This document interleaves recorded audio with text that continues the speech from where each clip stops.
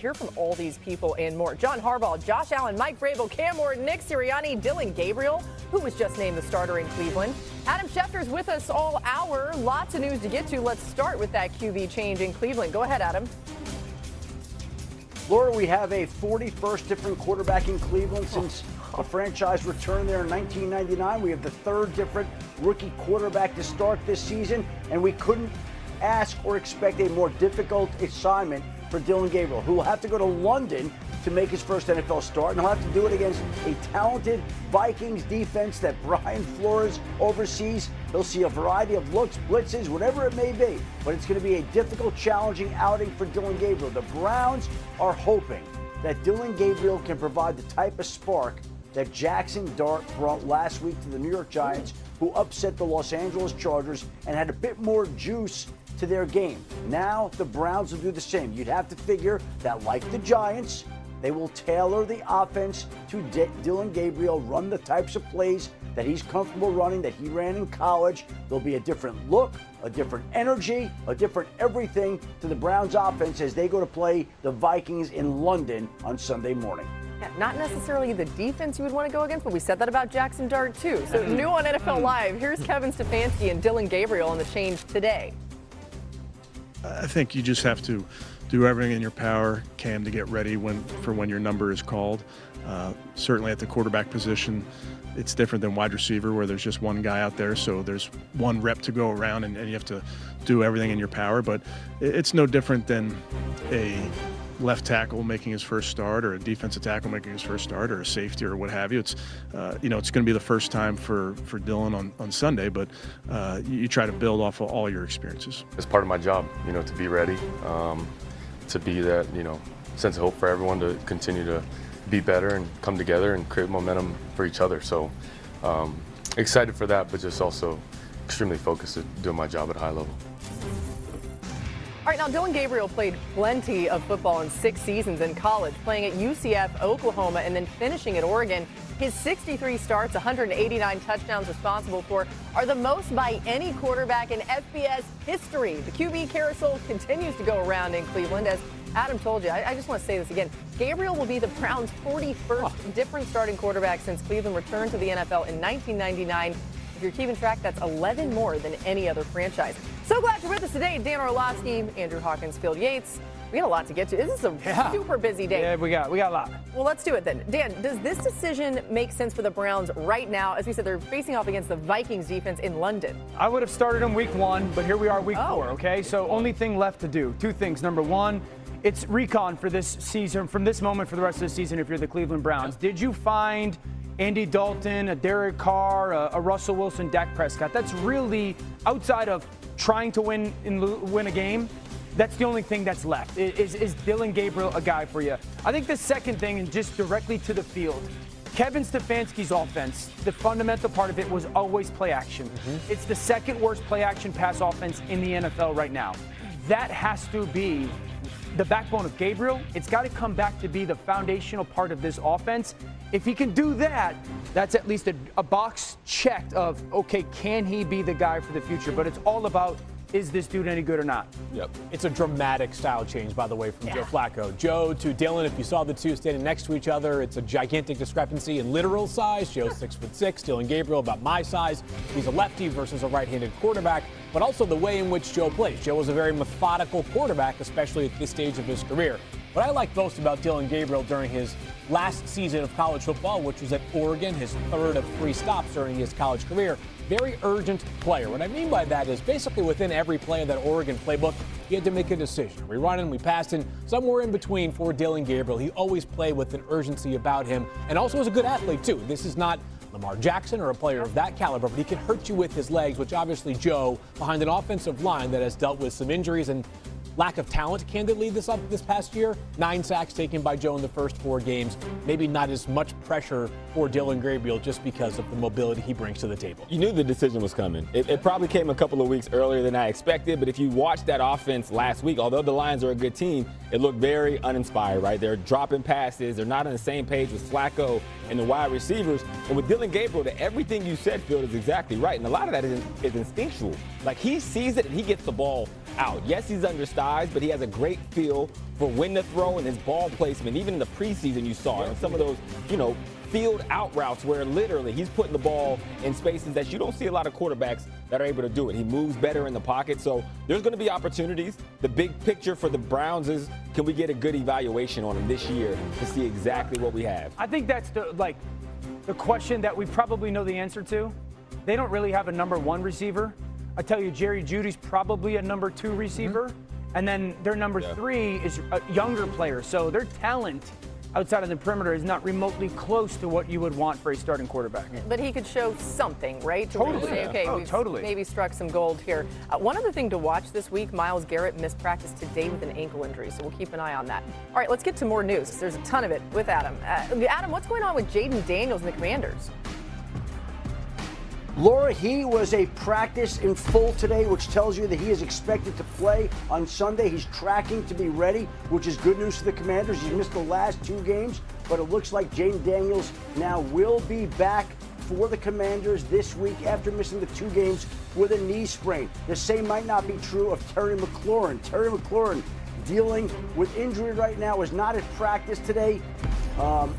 The Commanders said he's trending the right way. We also have some breaking news here. I want to just interrupt. As we do Terry McLaurin, we'll come to this, at the end. Sorry to go off the rails here for you. Terry McLaurin did not practice today. We'll see if he does. The 49ers have ruled out Brock Purdy, Ricky Pearsall, and Jauan Jennings over Thursday night's game. So all 3 out against the Los Angeles Rams. Wow. Okay. Chef has got the phone and he's going frenetic. You know that something's coming around the corner here. And we're going to flip our script right now and react to that. You just said no Brock Purdy, no Jauan Jennings, no Ricky Pearsall. Dan, this game is tomorrow. What do you think? I mean, so that they're out their starting quarterback, their top 3 wide receivers, their starting tight end, their starting rush end. Yeah. Besides that, who's left? Not much. The downside is Pearsall's been awesome. He's made a huge catch last week, yeah. Jennings is Jennings, very, very good player. Yeah. Mac Jones had stepped in, won 2 games, going against the Rams defense that defensively is fantastic. Their safeties are playing big-time football. Can McCaffrey get 40 touches and have 250 yards of offense? This is brutal for the 49ers because that division's loaded. Yeah, to your point, when Mac Jones goes in, you're hoping you get a lift from all the other players to kind of fill in the gaps. But literally, you're operating with all gaps. So for Kyle Shanahan, it's like, well, where do I find the answers? Yes, Christian McCaffrey, but are you going to want to put that heavy of a dosage on him? Got to keep him healthy. He has to be around for this entire season for this to matter for the 49ers. You never see the game, of course, but I think if you're the 49ers, there's probably a bit of a feeling going into this game that if we can get our guys healthy, and Brock missed 2 games, comes back for 1 game, is now going to miss another. That tells us that whatever Brock is dealing with inside this turf toe issue, he needs a little bit more time. And if you can get Brock right for week 6 when they play Tampa Bay, another gigantic game in the NFC, you have a much better chance to stay competitive in this awesome NFC West than if you bring him back out here on Thursday night where the stack of chips is already relatively short against this really good Rams team. You got to take a long, sort of the bigger picture view right now in this division. Especially. Rams could be 4-1 after this weekend or after tomorrow night, and should be. The Rams should win that game. And Seattle could be 4-1. I think your point is fair. I think your point is the right one. Like, hey, short week. Yeah. Don't overdo it. They may have already overdone it a little bit. If we play them because we want to win and they're not healthy and our season's done. We might still lose if he goes out there. Yeah, it could be tough. Yeah, for a team that obviously has dealt with so many injuries. This is deja vu all over again. So bad. You hate to see it because going into the season, we're like, oh man, their schedule's kind of favorable. Yeah. Either way, still plenty of time. The breaking news there from Adam: Brock Purdy, Ricky Pearsall, Jauan Jennings, all ruled out for tomorrow's game against the Rams. Adam, let's go back to the news you have on Lamar Jackson. Go ahead. Lamar Jackson didn't practice today, Laura, and obviously he was hobbled when he was leaving the locker room on Sunday night after the loss to the Kansas City Chiefs. The fact that he was not out there at practice today, the fact that he was hobbled after the game, tells you that Cooper Rush right now is tracking to play Sunday against the Houston Texans. Now let's keep in mind, Lamar Jackson, the Ravens play the Texans this week, they play the Rams next week, and then they have a bye. So it's possible that Lamar Jackson could wind up missing 2 games and get a month off. And if you're the Los Angeles Rams, you're looking 1 week at a 49ers team without Brock Purdy, Ricky Pearsall, and Jauan Jennings. then getting an extended rest to play a Ravens team that could be without Lamar Jackson before the Ravens go on the bye. So the schedule is shaping up in the Rams' favor right now, but the Ravens have so many injuries that they have to overcome. And right now, it looks like, depending on how the rest of the week goes, there's a real possibility that